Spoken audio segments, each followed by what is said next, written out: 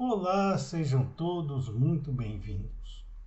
Eu sou o professor Guilherme Alves de Melo Franco, especialista em Direitos Material e Processual do Trabalho e Previdenciário pela Universidade Estácio de Sá do Rio de Janeiro, formado em Direito pela Faculdade de Direito da Universidade Federal de Juiz de Fora, Minas Gerais. Estou a desenvolver no meu canal do YouTube, Guilherme Alves de Melo Franco Estudar Direito, um curso gratuito sobre os direitos material e processual do trabalho, que tem por objetivo o estudo da consolidação das leis do trabalho, artigo por artigo, e como livro base, os meus comentários à reforma trabalhista, Lei 13.467, de 13 de julho de 2017, lançados pela editora Juruá de Curitiba, no Paraná, no ano de 2021. Esta é a nossa aula de número 94 deste nosso curso gratuito sobre os direitos material e processual do trabalho. E nela estaremos a desenvolver nossos entendimentos a respeito dos artigos 235A e 235B da Consolidação das Leis do Trabalho, que continuam a jornada jus-operária brasileira a respeito das categorias profissionais diferenciadas. Desta feita, a consolidação das leis do trabalho estará estabelecendo seus limites legais à categoria dos motoristas profissionais. Antes, porém, de adentrarmos ao estudo propriamente dito dos artigos que aqui nos propusemos nesta aula de hoje, atendendo ao aluno Jorge Antunes, de Manaus, acrescento a aula de número 93, portanto anterior a esta, que é a jornada dobrada, noturna e diurna, dos operadores cinematográficos e de seus ajudantes, somente pode ser realizada em, no máximo, 3 vezes por semana, de acordo com o que dimana do artigo 235 da Consolidação das Leis do Trabalho. Vencida esta oportunidade de acrescentar à aula anterior os dados aqui ora desenvolvidos, passemos, pois, ao estudo do artigo 235A da Consolidação das Leis do Trabalho. O artigo 235A consolidado, ele se refere ao motorista profissional empregado de transporte rodoviário de passageiros e de carga. É importante afiançar que somente os motoristas profissionais empregados que militam no transporte rodoviário de passageiros e de carga é que estão agraciados pelos temas seletistas aqui elucidados. Portanto, aquele motorista profissional que não é empregado, ou seja, autônomo, não está agasalhado pelos artigos seletistas aqui em estudo. Todos eles, ainda sim, estão agraciados pela Lei número 13.103, de 2 de março de 2005, que trata justamente da categoria de motorista profissional. Diz o artigo 235B da Consolidação das Leis do Trabalho que são deveres do motorista profissional empregado. Esses textos do artigo 235A, 235B da Consolidação das Leis do Trabalho repetem as máximas apregoadas justamente pela Lei dos Motoristas Profissionais, que é a Lei 13.103, de 2 de março de 2005. Então, o artigo 235B da Consolidação das Leis do Trabalho traz a lume os deveres do motorista profissional empregado, que são os seguintes: estar atento às condições do veículo. Importante dizer que, nesse caso, as determinações aqui colocadas pela CLT nada mais são que aquelas colocações que normalmente se fazem a todo tipo de motorista, seja ele profissional ou amador, seja ele empregado ou autônomo. A segunda etapa é conduzir o veículo com perícia, prudência e zelo. Ora, todos nós devemos conduzir os veículos com perícia, prudência e zelo. A terceira fase é respeitar a legislação de trânsito e, em especial, as normas relativas ao tempo máximo de direção e aos descansos, que estão previstos na Lei nº 9.503, de 23 de setembro de 1997, que é o Código Nacional de Trânsito, em seu artigo 67A. Portanto, diz o artigo 235b da Consolidação das Leis do Trabalho que o motorista profissional empregado deve respeitar a legislação de trânsito, como já dissemos, aplica-se a todos nós, e em especial as normas relativas ao tempo máximo de direção e aos descansos, que estão previstos justamente no artigo 67-E da Lei 9.503,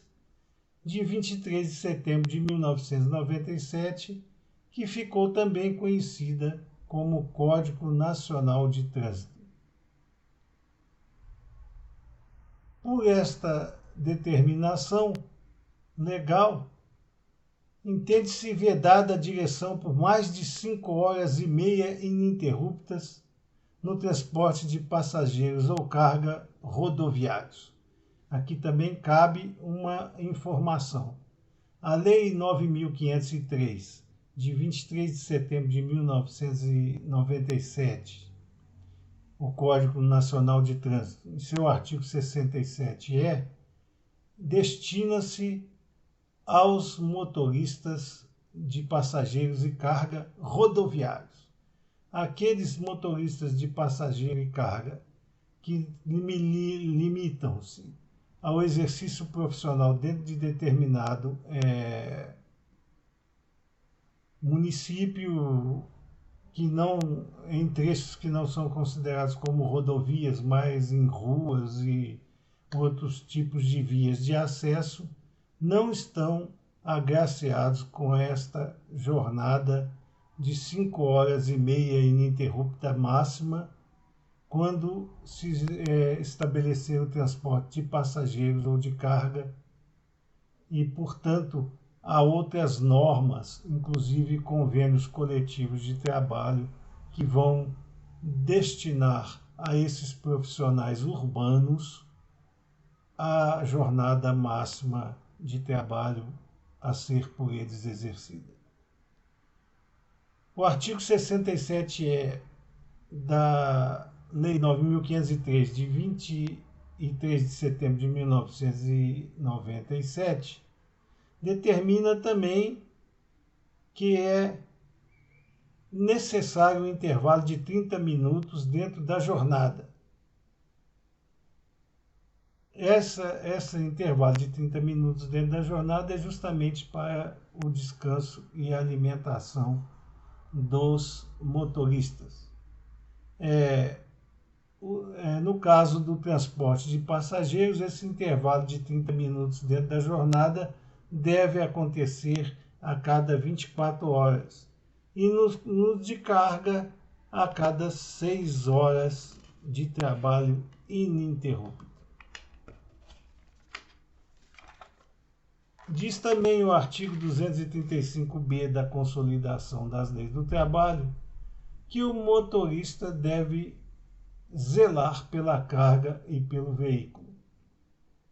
Essa questão do zelo pela carga e pelo veículo é imanente ao próprio contrato individual de trabalho firmado entre o motorista profissional empregado e seu empregador.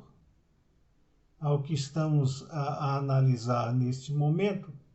é plenamente dispensável a determinação catalogada no artigo 235b da Consolidação das Leis do Trabalho, porque traz a lume questões que são óbvias dentro do exercício profissional do motorista empregado a seu empregador. Aduz ainda o artigo 235b da Consolidação das Leis do Trabalho que o motorista profissional empregado, seja ele no transporte de passageiros, seja ele no transporte de cargas rodoviários, deve colocar-se à disposição dos órgãos públicos de fiscalização na via pública. Ou seja, o motorista profissional empregado, ele tem que se colocar à disposição dos órgãos públicos de fiscalização na via pública. Como ele normalmente transita em ambientes duplos, ou seja, urbanos e rodoviários, a ação da Polícia Rodoviária Federal nas rodovias, da Polícia Rodoviária Estadual naquelas que são afeitas aos estados e também a fiscalização da Polícia Militar na via interna dos municípios. Todas essas fiscalizações, um motorista profissional empregado deve colocar-se à disposição destes órgãos públicos de fiscalização quando estiver em trânsito nas vias públicas. Tem ainda o motorista profissional empregado que submeter-se a exames toxicológicos com janela de detecção mínima de 90 dias e a programas de controle do uso de bebidas e drogas instituídos pelo empregador a cada 2 anos e meio. Portanto, é obrigação do motorista profissional empregado submeter-se a exames toxicológicos com janela de detecção mínima de 90 dias. Isso quer dizer o seguinte, os exames toxicológicos têm a amplitude de 90 dias, mínima de 90 dias. Portanto, a submissão a esses exames toxicológicos se dará de 90 em 90 dias e também o motorista profissional empregado deve participar obrigatoriamente de programas de controle do uso de bebidas e drogas instituídos pelos empregadores a cada 2 anos e meio. Portanto, de 90 em 90 dias, o profissional motorista empregado deve submeter-se a exames toxicológicos, com janela de detecção mínima desses 90 dias. E também a programas de controle de uso de bebidas e drogas instituídos obrigatoriamente pelos empregadores a cada 2 anos e meio de exercício profissional desse motorista empregado a seu empregador. Importante dizer que a recusa de participar dos programas ou de submeter-se aos exames pode ensejar a demissão por justa causa, de acordo com o que dimana com o artigo 482 da CLT, que, aliás, aqui cabe um parêntese, foi acrescido pela reforma trabalhista através da Lei 13.467, de 13 de julho de 2017, de uma alínea que determina ser causa justificada para a demissão do motorista profissional empregado a perda da sua carteira nacional de habilitação por ato culposo ou doloso do mesmo e por excesso de pontos negativos na mesma que façam com que esse motorista profissional empregado não possa mais exercer as suas funções por falta exclusivamente da Carteira Nacional de Habilitação, e isso seria por si só uma justa causa de acordo com a previsão incerta no artigo 482 da Consolidação das Leis do Trabalho. Então, além desta situação da perda da CNH, a recusa do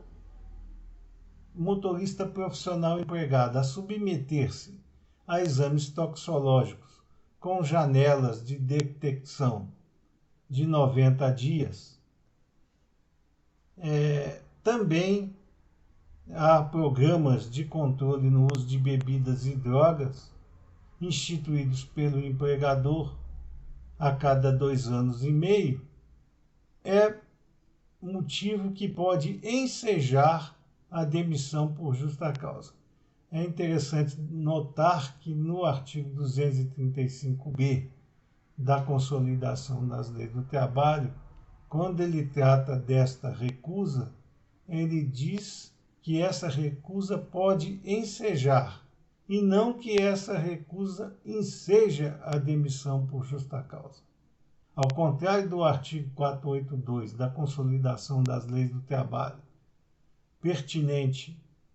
ao exercício profissional dos motoristas empregados, com a perda da Carteira Nacional de Habilitação, que é motivo suficiente e causa a demissão do motorista profissional empregado por causa justificada, a recusa de participar-se dos exames toxicológicos e dos programas de controle do uso de bebidas e drogas pelo motorista profissional empregado pode ensejar, não quer dizer que enseje a demissão por justa causa. Então, é uma faculdade, neste caso, do empregador em demitir motivadamente o motorista profissional empregado,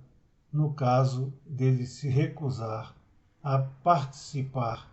dessas atividades obrigatórias de exames e de programas de controle do uso de bebidas e drogas instituídos pelo empregador. Estas eram as posições que nós gostaríamos de trazer a vocês a respeito dos artigos 234 ao 235 A e B da Consolidação das Leis do Trabalho, nessa nossa aula de número 94, e aproveitamos a oportunidade para agradecer a vocês pela presença nessas nossas aulas e pedir novamente que vocês pratiquem 2 atos muito importantes para nós e de uma simplicidade total, que são a deixada dos likes nas aulas assistidas e a inscrição no nosso canal, porque é através destas 2 atividades que vocês estarão nos auxiliando no sentido de desenvolver este nosso curso gratuito sobre os direitos material e processual do trabalho, e também de fazer com que nós possamos difundir o conhecimento aqui arregimentado para o maior número de pessoas possível. Muito obrigado a todos.